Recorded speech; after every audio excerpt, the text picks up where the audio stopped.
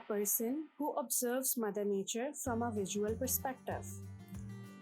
Let's accept this once and for all that whatever colors, tones, hues, gradients, combinations, or contrasts are, nature has provided us all of it. Just look at the sky for a whole day and night.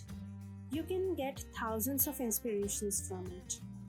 Therefore, a person who keenly observes nature, looks at the miraculous visual beauty spread around, and gets ideas and inspirations can be a good graphic designer.